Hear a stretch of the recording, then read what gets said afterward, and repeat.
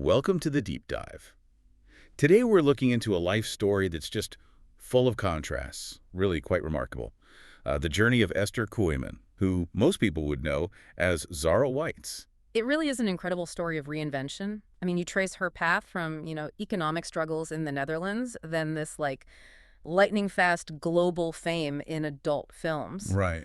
surviving addiction, and now landing as quite a serious political and ecological activist in France. Yeah, the sources we have are pretty candid, sometimes quite shocking, but the main thing that stands out is this contradiction, isn't it? The speed versus how long the impact lasted. Absolutely. And that initial fact drop. It really tells you so much about how, well, absurd her fame was in some ways. What was it, about 54 days of shooting? Yeah, just 54 days. And that apparently built 20 years of notoriety. It's wow, that's the ultimate shortcut to getting noticed, I suppose. But as we'll definitely see, that fame came at a huge cost. A huge cost, even though, she seems to be using it now as a kind of currency for change. Which is fascinating in itself.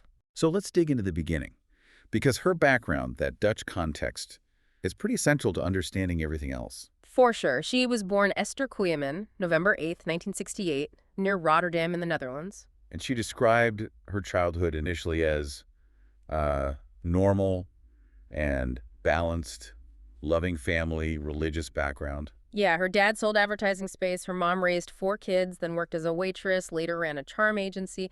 But that stability, it wasn't quite as solid as it maybe seemed on the surface. Right, because there was that crisis in 1982. Exactly. Her father lost his job, the bank sold the family home, they had to move, big upheaval. And this is a kid growing up in what she called gray Rotterdam, already dreaming of strass and glitter, the big screen. That ambition was there early on. She wanted to be seen, had her first acting role in 1980, playing Madame de Pompadour in a school play. Even with stage fright, apparently. Yeah, the drive was strong. And that ambition kind of slams right into this uniquely Dutch view on sex, which you really need to understand this part. It's that dual nature, right? Very conservative Protestant side by side with this almost radical permissiveness. Pretty much. The philosophy being sort of do what you want as long as you don't bother anyone else. And she put it very bluntly. She did. Sex is a business like any other, like gymnastics or just a job. That cultural mindset makes her next steps, well, maybe less shocking in that specific context, even if they were dramatic personally. Okay, so that background sets the stage for how she actually entered the industry. She left school, had a bad breakup. Boyfriend, she said, humiliated her. Mm-hmm. And then she started posing for sexy photos. And by 1988, she's only 19, she's working as a prostitute in Rotterdam in a brothel called White. Which becomes part of her stage name, Zara Whites. Exactly. And this period, it's defined by this really jarring, difficult situation. The risks were obviously high. And that anecdote about her father, it's just extraordinary. It really is, because taxi drivers would try to take advantage of her, getting from her village to the brothel. Yeah. Her father, she says, as an act of love, despite how difficult it must have been for him, he drove her there himself, just to make sure she arrived safely. Wow. I mean, you have to pause on that. A father driving his daughter to a brothel out of protection. How did she frame that? Was it enabling? Or just acceptance? She framed it as acceptance. Like, he knew she was going to do it anyway, so his role was just to keep her safe. That speaks volumes about the family dynamic, doesn't it? Prioritizing her safety and autonomy over judgment, even with their religious background. Absolutely. And it explains why they were later able to accept her, global X-rated fame. They'd already crossed a significant bridge. Okay, so things speed up in 1989. She moves to Italy. Right. Starts as a ragazza shinsen, that's a full-contact topless dancer on a big TV show, Colpo Grosso, popular show. And then she becomes involved with an Italian count, Filippo. Yes. And this Italian chapter, it gets darker psychologically. She described the count as odd. The sources mention S&M, physical abuse, even rape. And cocaine use started here too, right? Offered by him. That's right. But what's really crucial and maybe difficult to process is how she talked about it later. Oh, so? She put it down to being very naive, very curious, saying her curiosity often got her into bizarre situations. She claimed she didn't experience it as dramatically, perhaps, as you might expect reading about it now. That sounds like, I don't know, maybe a profound kind of psychological defense?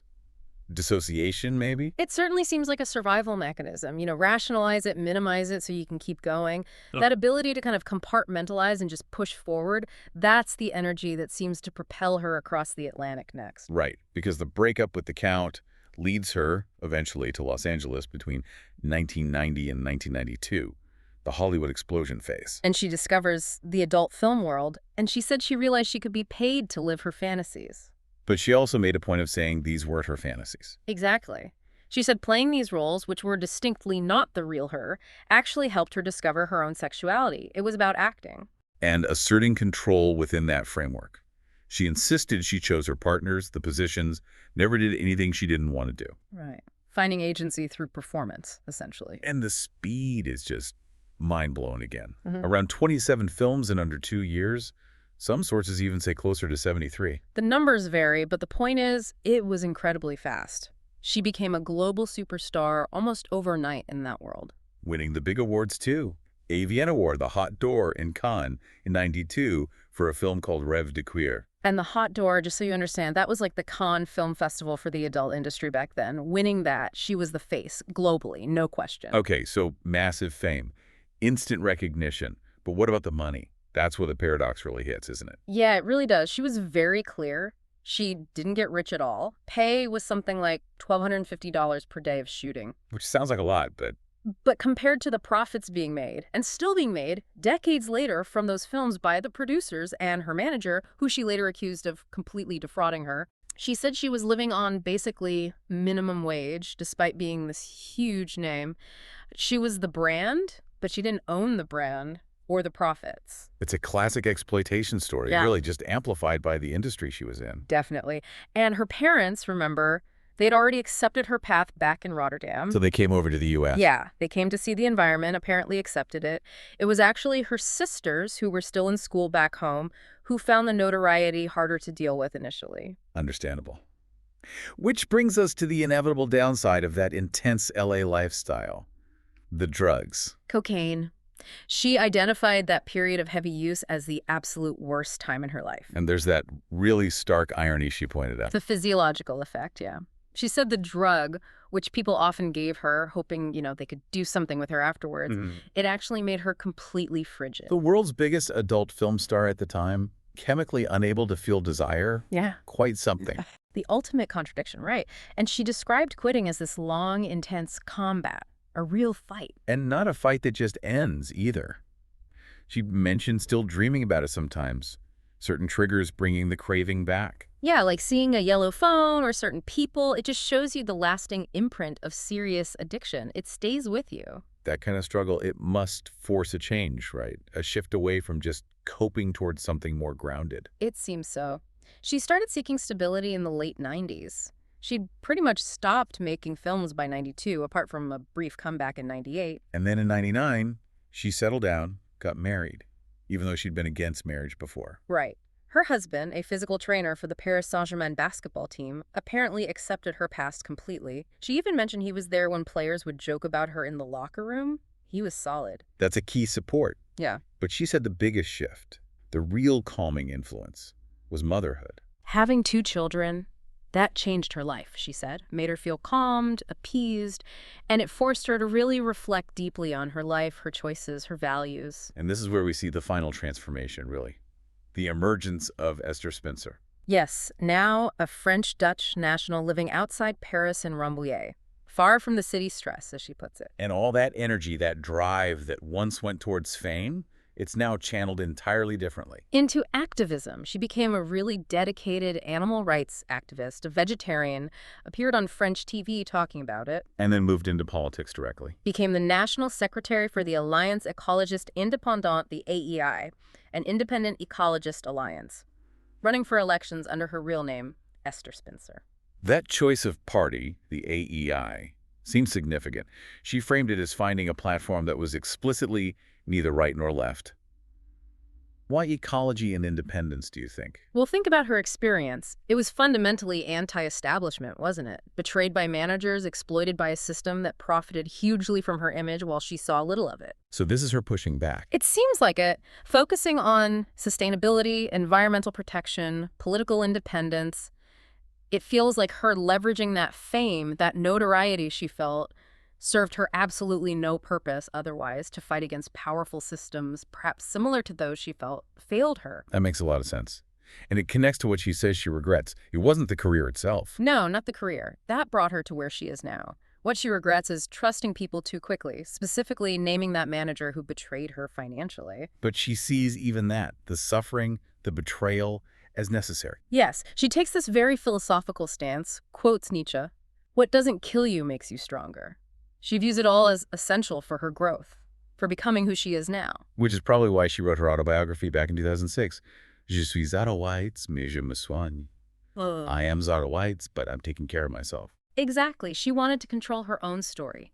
People judged the image, the persona. She wanted them, if they were going to judge, to at least judge the real person, Esther Kooiman, with all the complexities, not just the character created in those 54 days. And after all that intensity, the fame, the exploitation, the addiction, the reinvention, what did she identify as the best moment? It wasn't an award, not a film premiere. It was simple, traveling, and being able to share those trips with her parents. Bringing them into her world, but on her terms. That human connection. That's what ultimately mattered most to her, it seems, more than any of the glitter or the notoriety. Okay, so that brings us towards the end of this deep dive. We've tracked Esther Kooiman's journey from, a village girl dreaming of fame to this global icon through addiction, betrayal, and finally finding this real sense of purpose as an activist. It's an absolutely extraordinary life, really a testament to self-determination, maybe defiance even, and her chosen epitaph for her tombstone. It kind of sums it all up. What does she want it to say? Simply, I did it my way. Fitting. Which leaves us, and you listening, with a final thought to maybe chew on. Considering where her fame originally came from, the adult film industry, and where she is now, focused on serious ecological and political reform. Yeah. Is that kind of hypersexualized fame ultimately a double-edged sword? Was that shortcut to visibility, that massive notoriety, something that both enabled her current mission and maybe complicated it? Does the origin of the platform help or hinder the message? It makes you think about the long shadow of our early choices, doesn't it? How they impact our ability to make change later on. Definitely something to consider. Well, thank you for taking this deep dive with us today. We'll see you next time.